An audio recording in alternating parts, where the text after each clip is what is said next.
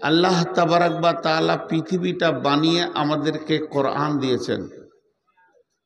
আমি একটা কথা 3 বার বলবো, কোরআনের একটা আয়াত আর একটা আয়াতের অন্তরায় নয়। এটা আমার জালসার বাইরে কথা বলছি। কোরআনের একটা আয়াত আর একটা আয়াতের অন্তরায় নয়। কোরআনের একটা আয়াত আর একটা আয়াতের অন্তরায় নয়। এর মানে কি বুঝলেন? কোরআনের যতগুলি আয়াত আছে আর একটা আয়াতকে বেজ্জতি করে না, সব আয়াতকে সব আয়াত সাপোর্ট করে। জি, নদীতে একটা ছেলে ডুবে যাচ্ছে, আপনি ওকে তুলবেন তো পায়ে বুট আছে যেন না ভিজে যায়, তার জন্য আর একটা ছেলেকে ওর বুকে পা দিয়ে ওকে তুলছেন, তো এটা মরছে। এরকম আপনাকে ছেলে পিলে কাউকে উদ্ধার করতে হবে না, এটার নাম পর্দা। ওরা যে বেটা ছেলের সঙ্গে বসে আছে এটার নাম পর্দা। তো কোরআনের একটা আয়াতের মুখে লাত মেরে আর একটা মাদ্রাসা প্রতিষ্ঠিত করার দরকার নেই। এত বড় বেপর্দা আমার কোথাও দেখেছি বলে মনে নেই। বেটা ছেলে বেটি ছেলে বসে আছে, তো ওদের আই না, আগে আই সব একসঙ্গে বসি, তাও গাটা গরম হবে শীতের সময়। এর নাম পর্দা লই। পর্দা ঘেরে দিয়ে যদি একটা প্রজেক্ট দিয়ে দিতেন তাহলে এর নাম ছিল পর্দা। এই করে ইসলাম প্রতিষ্ঠিত হবে না, ইসলাম দুর্বল হবে। ইসলামের মুখে লাত মারা হয়েছে আজকে। আর এর জন্য প্রথমে জাহান্নাম কে যাবে? নূর মোহাম্মদ বর্ধমানি যাবে। আগে আমাকে জাহান্নামে দিয়ে উদ্বোধন শুরু হবে, আমি জাহান্নামের একবারে তলাতে থাকবো, তারপরেই বেটি ছেলেগুলোকে আমার ঘাড়ে দিবে, তুই কেন গেছিলি জালসা করতে। তারপরে আপনাদেরকে দিবে যে কমিটিকে শেষকালে দিয়ে আল্লাহ জাহান্নামের এই প্রেসার কুকার লাগানো করে লাগিয়ে দেবে, থাক তোরা। তা আমি থাকবো সব থেকে নিচে। মাথাটা ফেটে গেল এই অবস্থাটা দেখে। আপনারা বসেন, আপনারা দাঁড়িয়ে থাকেন না, দাঁড়িয়ে থাকার লোক আমি দেখতে পারি না। এটা বললাম বড় দুঃখের সঙ্গে, যদি ভুল বলে থাকি তো আপনাদের জুতো আর আমার মাথা আপনারা মাফ করে দিয়েন। আমি আপনাদের সামনে আর দুটি কথা বলবো। জালসাতে ব্যাপক মেলা বন্ধ করেন, দিনে জালসা করার চেষ্টা করেন। দিনেও লোক হয়, বাংলাদেশে করে আসলাম, লোক হবে, অভ্যাস হয়ে যাবে। যাই হোক, ডান দিকে বাঁ দিকে কথা না বলে সামনের দিকে আগায়। আমি আপনাদের সামনে সূরা জুমার থেকে পরপর কয়েকটি আয়াত পড়েছি, যে আয়াতগুলোকে সামনে রেখে খুব স্বল্প সময়ে কয়েকটি কথা বলবো বলে নিয়ত করেছি। যদি আমার মাবুদ আমাকে তৌফিক দেন তো আমা তৌফিকি ইল্লা বিল্লাহি আলাইহি তাওয়াক্কালতু ওয়া ইলাইহি উনীব। আল্লাহ তাবারাক ওয়া তাআলা কালাম পাকের মধ্যে বলছেন, 4-5টি কথাতে কত দামি কথা বলছেন। মিন আইয়ি শাইইন খলাকাহু মিন নুতফাতিন খলাকাহু ফাকাদ্দারা সুম্মা সাবিলা ইয়াসসারা সুম্মা আমাতাহু ফাআকবারা। মিন আইয়ি শাইইন খলাকাহু মিন নুতফাতিন খলাকাহু ফাকাদ্দারা সুম্মা সাবিলা ইয়াসসারা সুম্মা আমাতাহু ফাআকবারা। এই পর্যন্ত শেষ নয়।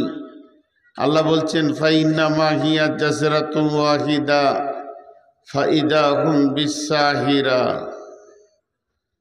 ফাইন্নামা হিয়া জাসরাতুন ওয়াহিদা ফাইদা হুম বিসাহিরা। আমার প্রথম দিককার কথাগুলো 5টা মিনিট আপনাদেরকে হাত জোর করে বলছি, ধ্যানের সঙ্গে শোনেন। বাকি কথা আপনারা শুনেন আর না শুনেন। একটা লোক যদি রেগে যায়, খুব বেশি রাগলে 4-5টা কথা বলবে তো অনেকগুলো কথা বলে দেবে। কি বলবে? তোকে মারবো তো জানে মেরে কবরে ভরে দিব। মারবো তো তোকে এমন মারবো না, তোকে জানে মেরে কবরে ভরে দিব। আল্লাহ ওটাই বলছেন। তোদেরকে কি থেকে সৃষ্টি করেছি?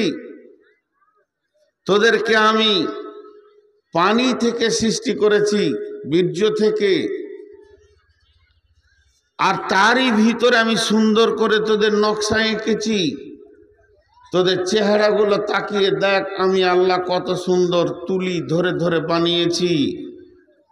আবার মারবো, মেরে তোর এই দেহটাকে লন্ড ভন্ড করে পচিয়ে কবরে দিব। তারপরে আমি একটা হুঙ্কার মেরে তোদেরকে কিয়ামতের মাঠে তুলব। চ্যালেঞ্জ থাকলো, তোদেরকে আমি চ্যালেঞ্জ দিছি।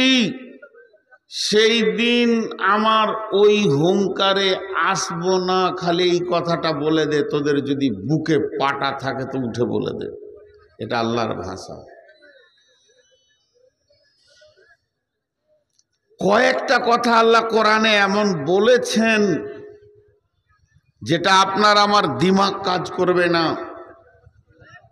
এখনই যদি আপনার সঙ্গে আমার লড়াই শুরু হয় তা আপনি বলবেন তোকে 3 দিনের মধ্যে দুনিয়া ছাড়াবো, তা আমি বলবো তোকে 24 ঘন্টা রাখবো না। কিন্তু আল্লাহ কি বলছেন? কুল্লু নাফসিন যায়কাতুল মত। তোদের প্রত্যেকটা প্রাণীকে আমি মারব। শুধু মারব না, বেআইয়ার জিন তামত, কোন মাটিতে তুই মরবি ওই মাটিটাও লেখা আছে আমার কাছে। রোডে মরবি না, হসপিটালে মরবি না, অ্যাম্বুলেন্সে মরবি না, মালদায় মরবি না, শিলিগুড়িতে না কলকাতার পিজিতে, ওটাও লেখা আছে। ওয়ালিকুল্লি উম্মাতিন আদাল হাত্তা ইদা দাআ আদালুহা লা ইস্তাখিরুনা সাআতা ওয়া লা ইস্তাকদিমুন। তোকে কোন সেকেন্ডে মারবো ওটাও লেখা আছে। সারা পৃথিবী যদি একদিকে হয়ে যায়, তোর আত্মীয় স্বজন আর ডাক্তার আর সার্জেন তোকে 1 মিনিট আগে বাড়াতে পারবে না, 1 মিনিট কমাতে পারবে না। তারপরে তোদেরকে আমি জমা করব। সেই জমা করা দিন সম্পর্কে হুঁশিয়ার হয়ে যা। জি, আমরা নিশ্চিন্তে আছি, নিশ্চিন্তে আছি, নিশ্চিন্তে আছি। বড় বিড়ম্বনা কিছুগুলো আমাদের মধ্যে আছে। আর মাত্র 3 থেকে 4 মিনিট লিখি, তারপর আমি আয়াতে চলে যাব। যেগুলো আপনার হাতে নাই, যেগুলো আমার হাতেও নাই, বড় বিড়ম্বনা। এর থেকে বিড়ম্বনা আর কিছু নাই। সেটা কি? নূর মোহাম্মদ যখন মালদা প্রথম এসেছে, আজ থেকে 20 বছর আগে, রানিং 23 বছর 24 বছর চলছে বক্তব্য লাইন। প্রথম 4-5 বছর এলাকায় থাকতাম, তারপরে মালদা জীবনে ফারাক্কা ব্রিজ পার হয়ে প্রথম জালসা করেছি খানপুর মাদ্রাসা, মাগুরা খানপুর। আমার লাইফে প্রথম ওখানে এসেছি। তখন একটা সাদা ছিল না, এখন সবগুলি সাদা। কালো 2-1টা খুঁজে বের হবে, আর 2 দিন পর কালোই আর দেখতে পাওয়া যাবে না। আমার মন চাই না না চাই, আমাকে বিরহতেই হবে। বয়স এই দিকে চলছে পানির মতো, যেতেই হবে। আমার মন একদিন ছিল না, চোখে চশমা নিয়ে বিনা চশমাতে সারা জীবন পড়াশোনা করলাম, আর এখন চশমা ছাড়া একটা আয়াত দেখতে পাই না। আমার মন চাই, চাই না চাই, আল্লাহ তাবারক ওয়া তাআলা আমাকে একটা রাস্তাতে হাঁটাচ্ছে, যে রাস্তাটার নাম হচ্ছে মওত। এই রাস্তায় অনেক কিছু দেখা যায়। এখন যদি আপনাকে আমি হাঁটিয়ে শামসি নিয়ে যাই, আপনি ভাদও দেখবেন, আপনি তারানগর মাদ্রাসা দেখবেন, আপনি মতিগঞ্জ দেখবেন, আপনি শামসির হাট দেখবেন, আপনি কত দোকানদানি দেখবেন, তারপরে শামসি স্টেশনে পৌঁছাবেন। এটা হলো শামসির রাস্তার দেখার জিনিস। আর মওতের রাস্তা দেখার জিনিস আপনার চোখের জ্যোতি যাবে, দাঁত যাবে, বল যাবে, শক্তি যাবে। তো আপনাকে ভাবতে হবে আমি একটা রাস্তায় হাঁটছি, সেটা আমার কাছে আসছে। আমার মন চাই চাই না চাই। ভাইয়া আপনাদেরকে আমি 1 মিনিট জিজ্ঞেস করছি, ও এখানে ফাঁসির দড়িটা ঝুলছে আর আসামিটাকে এইখান থেকে নিয়ে যাচ্ছে, আর ওই দিকে তাকিয়ে দেখছে ওই দড়িটাই আমার গলায় লেগে আমি এখনই মরবো। এর মনটা কেমন হচ্ছে এই রাস্তাটা যেতে? ওকে জাল গাড়ি করে নিয়ে এসেছে, জেল থেকে বের করেছে, পেছন দিকে হাত মোড়া দিয়ে বেঁধেছে, আর 8টা-10টা পুলিশে ওর হাত ধরে টেনে নিয়ে যাচ্ছে বন্দুক সাথে করে। আর ও দেখছে যে আর 200 পা হাঁটলি ওইখানে গিয়ে দড়িতে গলাটা দিতে হবে, আর আমাকে ঝুলানো হবে, আমাকে মারা হবে। এই লোকটা হাঁটতে কেমন লাগছে? ওই রাস্তায় ওকে হাঁটতে কেমন লাগছে? তো আমরা তো প্রতিদিন মওতের রাস্তায় হাঁটছি, মরার রাস্তাতেই তো হাঁটছি, কিন্তু আমাদের বিড়ম্বনা কাটছে না। টেনশন নাই, টেনশন নাই, টেনশন ফ্রি ট্যাবলেট খেয়ে নিয়েছি। তাহলে শুনেন, বিসমিল্লাহির রহমানির রহিম। ওয়ান হুযাইফাতা উসাইদিল গিফারি রাদিয়াল্লাহু তাআলা আনহু قال নাহনু নাযকুরু ফাআতা নবিয়্যু সাল্লাল্লাহু আলাইহি ওয়াসাল্লাম মা তাযকুরুনা قالوا نذكر الساعة يا رسول الله فقال رسول الله صلى الله عليه وسلم إنه لن تقوم حتى تروها 10 آيات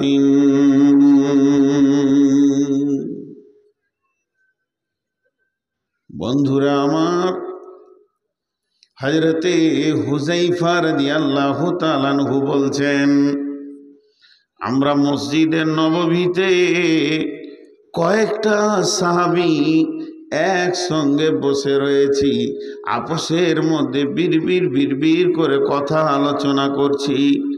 আর আমরা কথা আলোচনা করতে করতে করতে করতে আমাদের চেহারাগুলো কালো হয়ে গেছে, ঠোঁটগুলো শুকিয়ে গেছে, মনে হচ্ছে যেন ভীত সন্ত্রস্ত হয়ে গেছে। আর ভয় ভীতি হলে মানুষের চেহারাটা যেমন হয়, আমাদের চেহারা ওই রকম হয়ে গেছে। আর আমরা আলোচনা করছি কোন জায়গায়?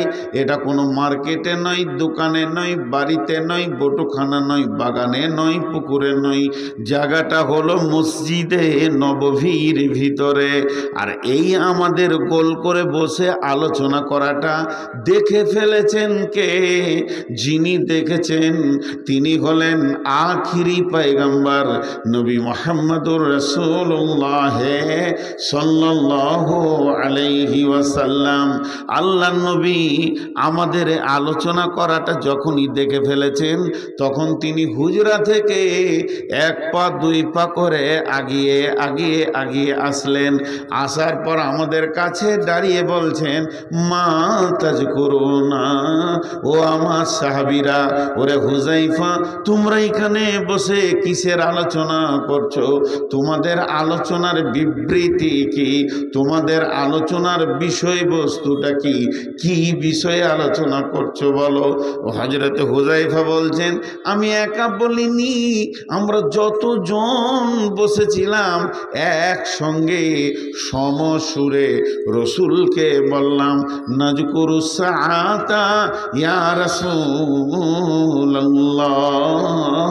আমাদের আলোচনার বিষয় কোনো দুনিয়াবি সংসার নিয়ে নয়।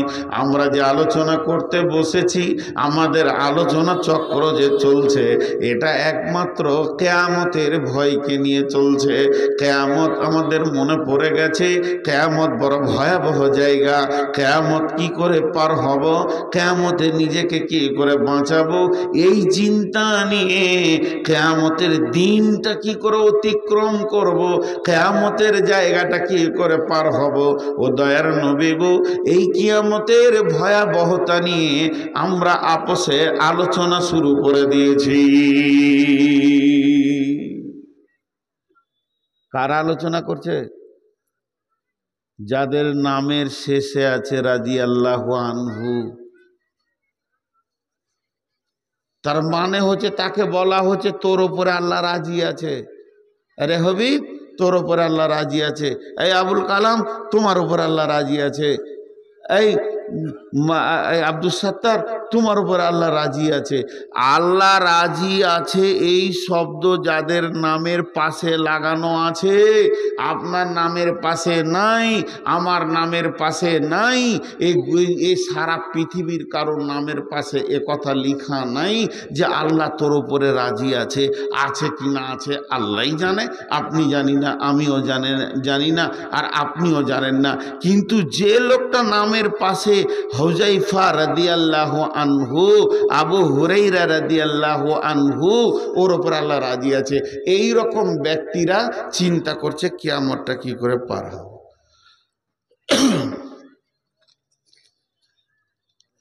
রাত্রি 1টার সময় যদি গাড়ি ছাড়া হয় আর বাহারাল হয়ে পুকুরিয়া পীরগঞ্জ হয়ে যদি গাড়ি দৌড়ে, 2টা খাতারনাক জায়গা আছে এই রুটে। আপনারা জানেন কি না? আমাদের জানা আছে, আমরা রাতের পাখি, রাতে উড়ি। বাহারাল পার হয়ে, পরানপুর পার হয়ে বাম দিকে ঘুরে যখন আম বাগানে যাবেন, খতরনাক জায়গা আছে, আপনার জান থাকতেও পারে নাও পারে। আর যখন আপনি পীরগঞ্জ পার হয়ে বুধিয়া ঢুকবেন, তার আগে আপনার জান থাকতেও পারে না পারে। এখন অনেকটা ভালো হয়ে গেছে, ছিল খতরনাক জায়গা। এখন যদি আপনার কাছে 10 লাখ টাকা থাকে আর বোলেরোতে যদি আপনি চড়েলেন, তা খালি মনে হবে যে ওইখানটা পার হব কি করে। ওই 2 জায়গাটা পার হলে জানটা জোরে শ্বাস ছাড়বো। যখন মালদা ঝলঝলিয়াতে ঢুকলাম তো জানটা, হ্যাঁ বাঁচলাম। তো এটা তো দুনিয়া।